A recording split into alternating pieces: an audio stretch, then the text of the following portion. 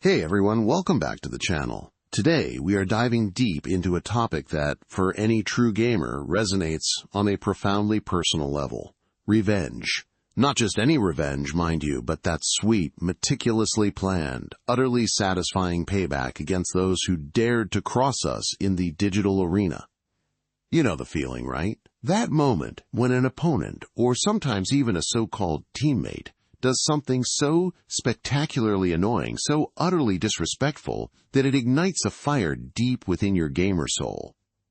It's not about being toxic. No, not at all. It's about restoring balance, about delivering a perfectly crafted lesson in humility, and honestly, about having an absolute blast doing it. Believe me, I've had my fair share of encounters that have fueled this particular obsession.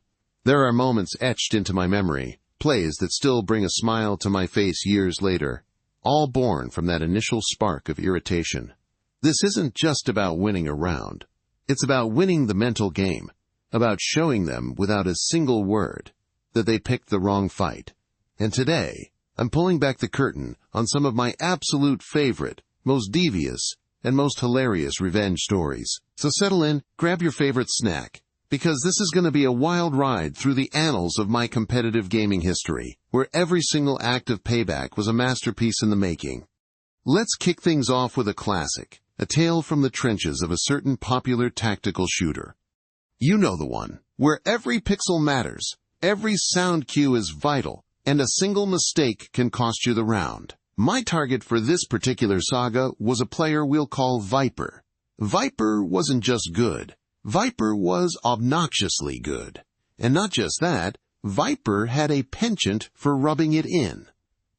You see, Viper had this signature move. Every time they would get a clutch kill, especially one that eliminated me, they would immediately spam a specific, incredibly high-pitched, incredibly grating voice line from their agent. It was something like, "I am the best, you cannot defeat me," delivered in the most smug, irritating tone imaginable. The first few times, it was whatever, just part of the game. But then it became a pattern. Every single time I died to Viper, there it was, that shrill, grating declaration of superiority. It wasn't just a kill. It was a personal insult, a digital teabag delivered audibly. One particular match, it reached a boiling point. We were on bind, attacking B site. I was playing a fragger, pushing aggressively, trying to create space for my team. Viper was playing Cypher, and had their setup locked down tight. I pushed in, got a pick on one of their teammates, but then, out of nowhere, Viper swung from a surprising angle, caught me off guard, and headshot me clean. As my screen faded to black, there it was, loud and clear. "I am the best. You cannot defeat me." My teammates were still alive, but the sound of that voice line, echoing in my headset, sparked something. It wasn't just a loss. It was an affront. My blood pressure definitely went up a notch. I remember leaning back in my chair, taking a deep breath, and saying out loud to my empty room, "Oh, you just wait." That was the moment the plan began to form, a tiny seed of vengeance taking root. The next few rounds, I switched my focus entirely. My primary objective shifted from winning the game to understanding Viper. I started watching their movements like a hawk. Where did they like to set up their traps? What angles did they hold? What was their preferred peak style? I noticed a few things. Viper was incredibly predictable with their setups, always placing their tripwires in the same spots, always holding the same tight angles. They relied heavily on their utility to slow down pushes, then peaked for the easy kills. Their confidence, born from their skill, was also their biggest weakness. They were so sure of their defensive prowess that they rarely adapted. This was my opening. I spent an entire half of that game not even caring about my own score, just observing Viper. I let myself get killed by them a few more times, just to confirm my suspicions, to bait out that annoying voice line. Each time it played, it reinforced my resolve. I learned their main tripwire spots on both A and B sites, their typical cage placements, and their preferred hiding spots for their ultimate. I even noticed their tendency to reload immediately after a kill, a small but crucial detail. The plan started to crystallize in my mind. It needed to be precise. It needed to be humiliating. And most importantly, it needed to be silent, at least from my end, until the very last second. The second half began, and we were on defense. This was perfect. My agent choice for this revenge mission was Sova, the recon expert. Not a typical duelist, but absolutely perfect for what I had in mind. My teammates were pushing A, while I held B site, alone. Viper, predictably, was also pushing B with their team. I set up my drone, not to scout, but to bait. I sent it flying into their usual entry point, knowing it would be shot down. Sure enough, a few seconds later, I heard the telltale sound of Viper's weapon dismantling my drone. They thought they had cleared the way. That was my cue. I knew exactly where they would be, just around the corner, likely reloading after dispatching my drone. I pulled out my bow, charged up a full-power recon dart, and arced it perfectly over the wall, landing precisely where Viper was about to push. The dart revealed them, highlighted in glowing red, still in the middle of their reload animation. This was it. I immediately activated my ultimate, the Hunter's Fury. 3 massive energy blasts capable of piercing walls. The first shot connected, doing significant damage. Viper, now panicked and exposed, tried to strafe away, but they were still reloading.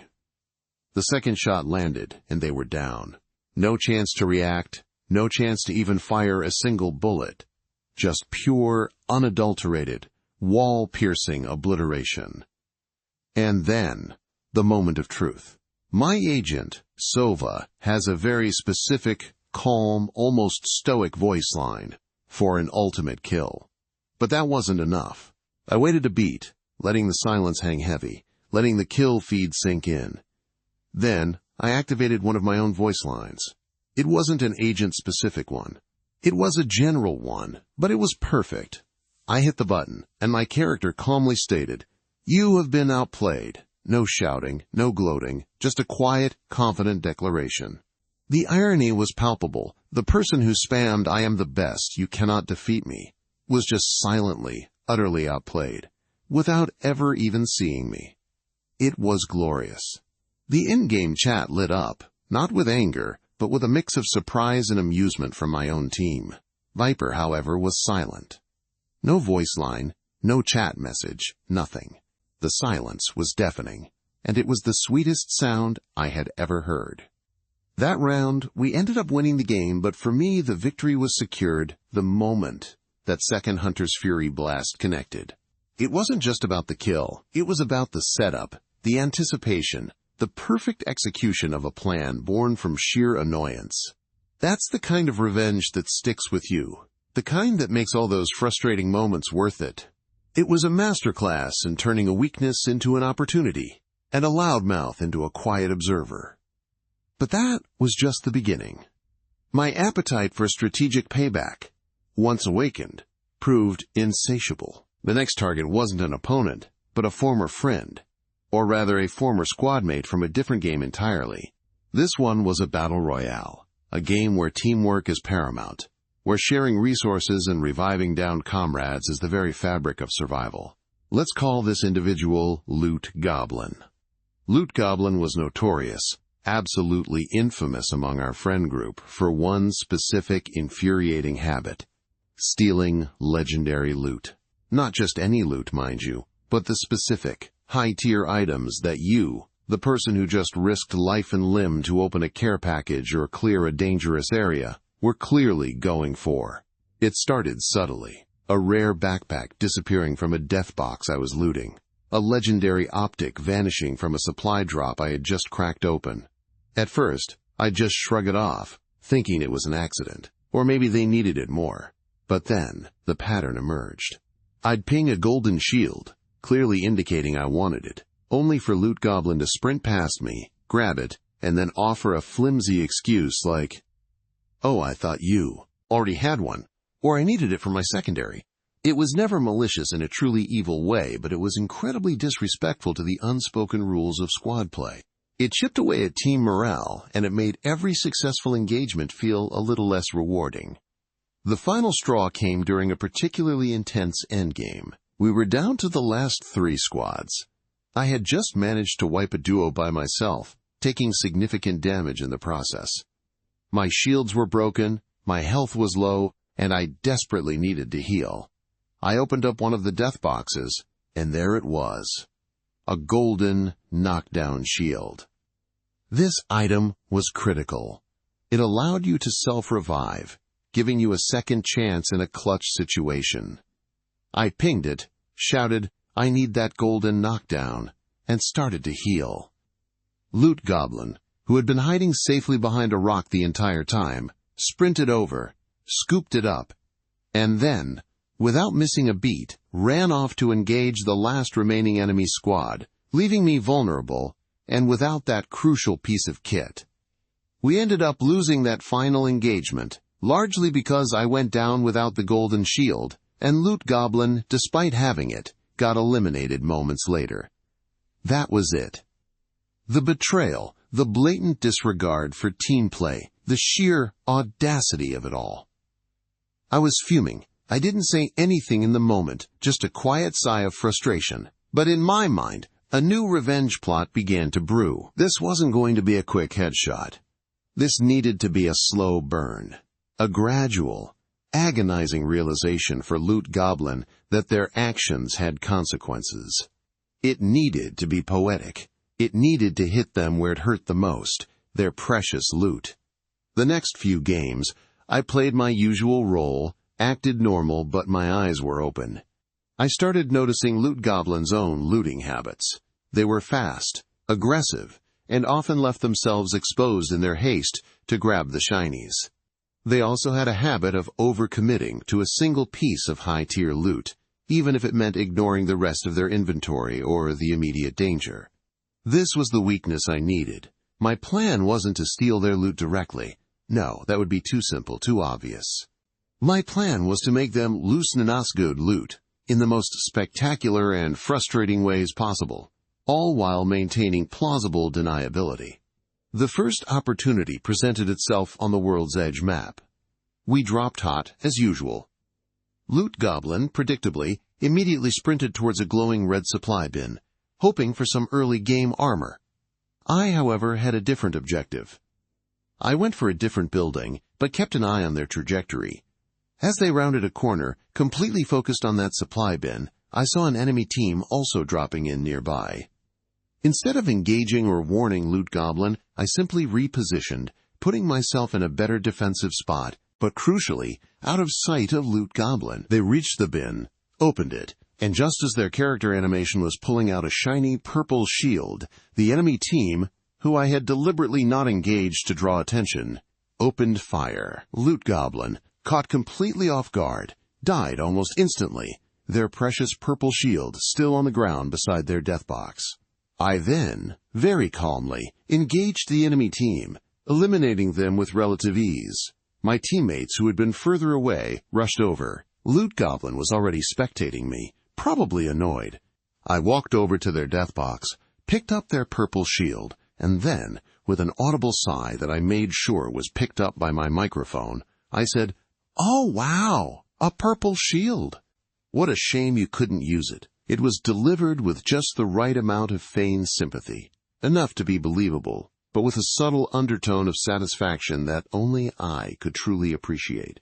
Loot Goblin said nothing, but I could practically feel their frustration radiating through the comms.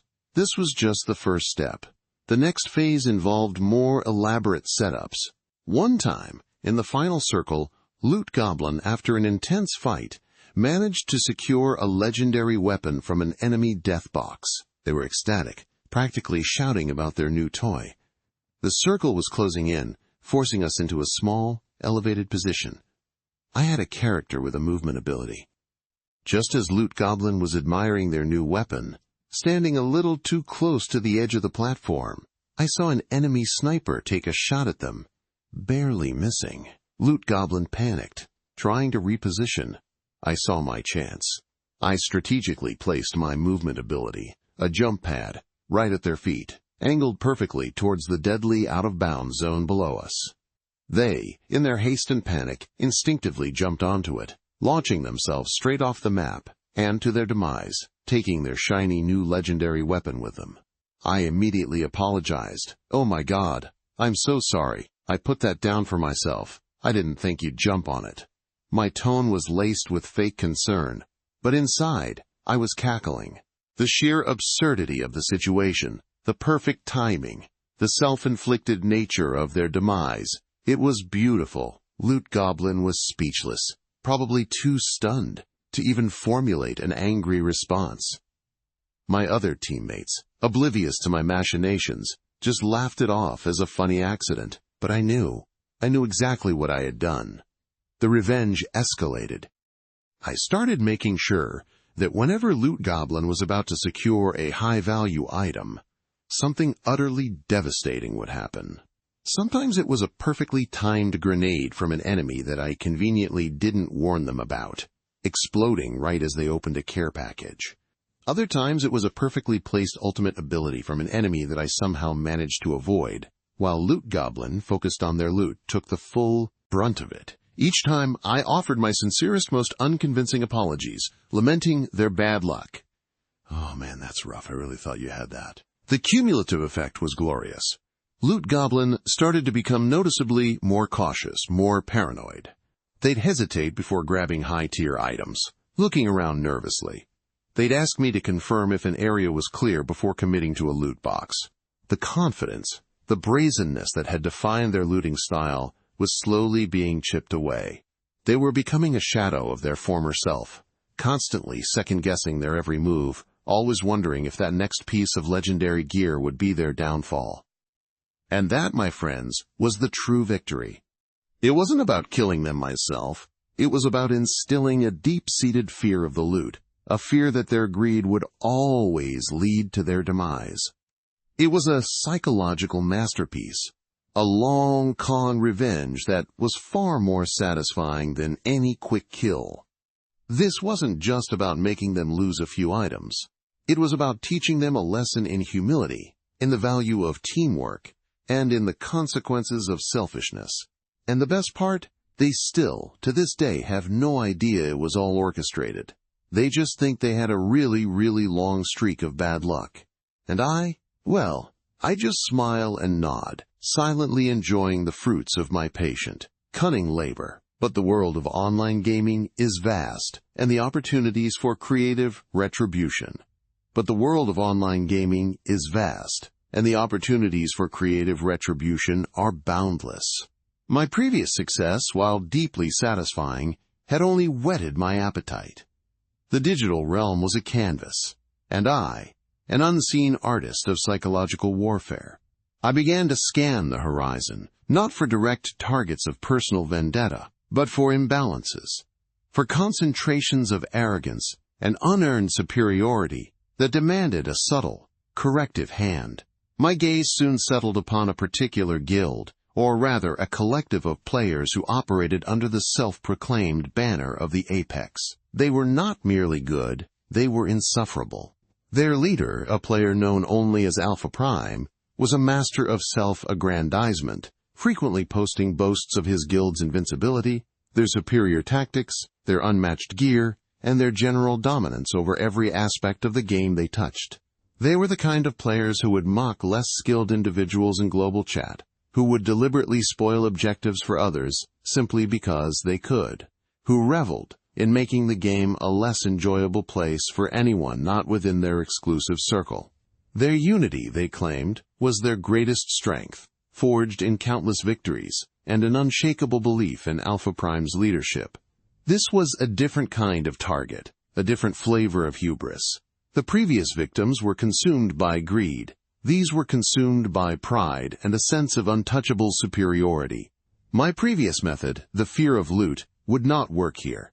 Their gear was already top tier, and they were meticulous in its acquisition and maintenance. Their downfall would have to be internal, a slow-acting poison that eroded their perceived unity and their leader's infallible image. I began my usual meticulous observation. I created several new low-level accounts, each with a different persona, to infiltrate the periphery of their operations.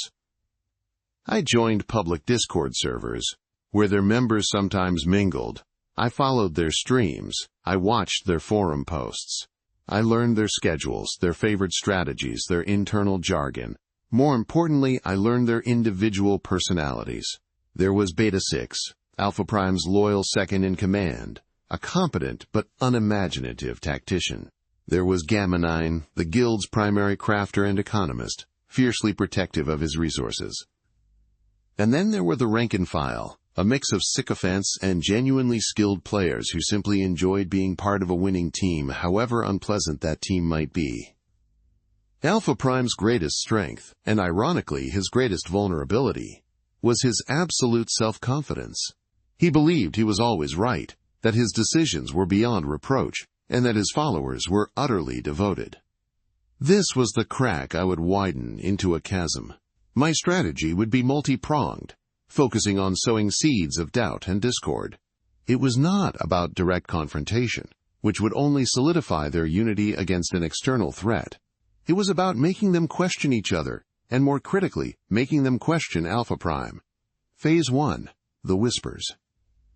I began by subtly introducing seemingly innocuous observations into various public channels where Apex members were present.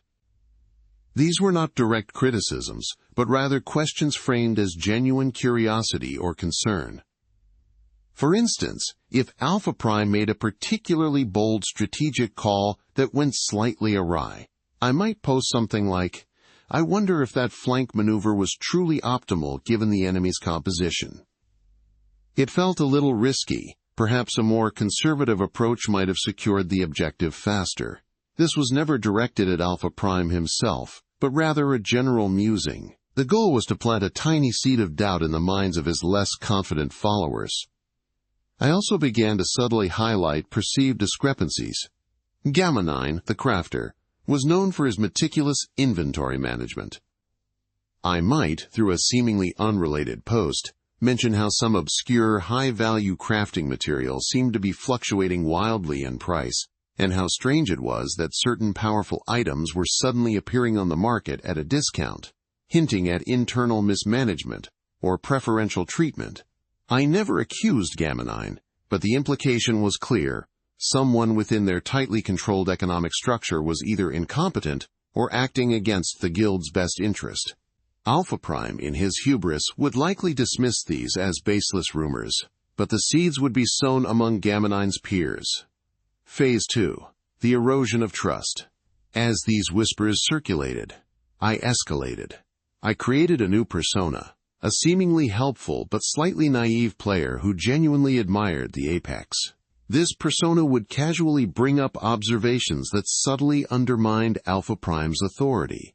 For example, I might post in a public forum, "Wow, Alpha Prime's leadership is amazing. I heard he decided to let Beta 6 lead that last raid, and even though it was a bit of a messy victory, it shows how much he trusts his officers." The key here was the phrase "messy victory." It acknowledged the win, but subtly diminished Alpha Prime's credit, and hinted at Beta 6's inadequacy without directly stating it. Alpha Prime, ever keen on his own glory, would likely chafe at the implication that he delegated important decisions, or that his officers were less than perfect. Beta 6, on the other hand, might feel a flicker of resentment at the faint praise and the underlying criticism. I also began to subtly leak information that was technically true, but presented in a way that fostered suspicion. For example, if I learned through my observation that Alpha Prime had a habit of taking the lion's share of rare drops for himself, I would find a way to let that information surface in a way that appeared accidental. Perhaps a screenshot of a loot log, cropped just so, that showed Alpha Prime's name appearing frequently next to highly coveted items, captioned with something like, "Look at Alpha Prime's luck. He gets all the best drops." This wasn't an accusation, but it highlighted a pattern that, when combined with previous whispers about favoritism, began to paint a picture of a leader who was not as selfless as he claimed. The beauty of this phase was that Alpha Prime, being so confident in his guild's unity, would never suspect an external hand. He would interpret any internal dissent as a sign of weakness in his followers, or perhaps envy. He would double down on his authoritarian style, which only exacerbated the problem. Phase 3. The cracks become chasms. The Apex Collective, once a bastion of unshakable unity, began to show visible cracks. Their global chat messages became less boastful and more defensive. Arguments, once rare, became more frequent, often stemming from minor tactical disagreements or perceived slights. I observed Alpha Prime becoming increasingly paranoid, lashing out at his officers for perceived incompetence, and publicly questioning the loyalty of his rank and file. I then introduced a final, decisive element, a carefully orchestrated economic destabilization. Gamma 9, the crafter, was deeply invested in a particular market segment. I used my various personas, along with carefully placed bots and market manipulation techniques, to create artificial demand, and then a sudden, catastrophic price crash in that specific segment. Gamma 9, caught off guard, suffered significant losses. This was not enough to bankrupt the guild, but it was a public failure, and it provided Alpha Prime with a convenient scapegoat. Alpha Prime, ever the narcissist, saw this as an opportunity to reassert his authority. He publicly reprimanded Gamma 9, accusing him of negligence and mismanaging guild funds, despite the fact that Gamma 9 had been following Alpha Prime's own market directives. This public humiliation was the final straw for Gamma 9, who felt betrayed and undermined. He left the Apex Collective, taking with him not just his crafting expertise, but also a significant portion of the guild's pooled resources that he had personally managed. His departure was a massive blow both economically and to the guild's morale. The departure of Gamma 9, a core member, sent shockwaves through the Apex. It confirmed the whispers of favoritism and internal strife. Beta 6, who had silently endured Alpha Prime's increasingly erratic behavior, began to openly question his leader's judgment. The rank and file, seeing their once invincible guild unravel, started to drift away, seeking more stable and less toxic environments. The once proud Apex Collective, which had boasted of its unshakable unity, dissolved within weeks. Alpha Prime, left with a handful of sycophants and a tarnished reputation, eventually faded from public view, his grand pronouncements replaced by bitter, rambling forum posts about the game's unfairness and the disloyalty of his former followers. He never once suspected an external hand, believing his downfall was due to the inherent flaws of others, or perhaps a cosmic conspiracy against his genius. And I simply observed. I watched the once towering edifice of their arrogance crumble from within, brick by meticulously loosened brick. The satisfaction was profound, a different kind of victory than the last, but equally potent. It was the triumph of quiet, patient strategy over overt power, of psychological finesse over brute force. The game had been played, not on the battlefield, but in the minds of the players, a far more intricate and rewarding arena. The digital world continued to spin, offering endless new narratives, new injustices, new opportunities for the unseen hand to gently guide destinies.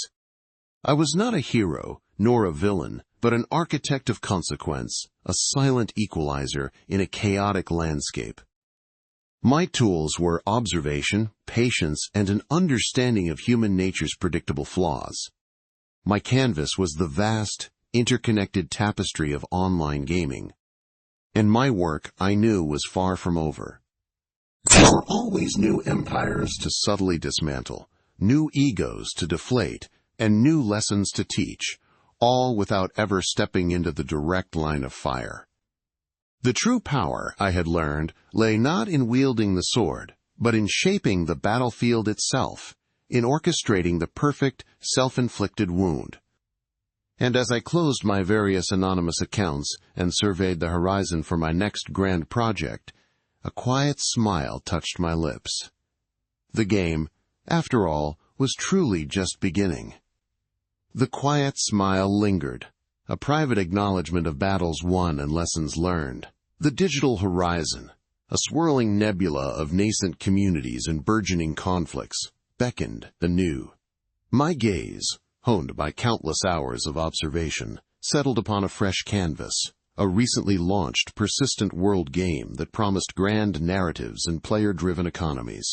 It was a familiar genre, an open-world sandbox MMORPG, but this one possessed a particularly virulent strain of emergent power dynamics. The target this time was not a lone griefing individual or a small cabal of exploiters, but an entire institution, a dominant force known only as the Obsidian Pact. They had, within weeks of the game's release, established an iron grip on the most lucrative territories, controlling resource nodes, trade routes, and even dictating the unofficial laws of engagement for a significant portion of the player base. Their public face was one of benevolent oversight, maintaining order where the game's own systems were insufficient. Their private reality, however, was a carefully constructed pyramid of exploitation, a protection racket thinly veiled by guild charters and community guidelines. They were, in essence, digital feudal lords, extorting tribute and crushing dissent with a casual ruthlessness that bespoke both arrogance and a deep understanding of human psychology. My initial reconnaissance was a meticulous deep dive. I created several low-level avatars,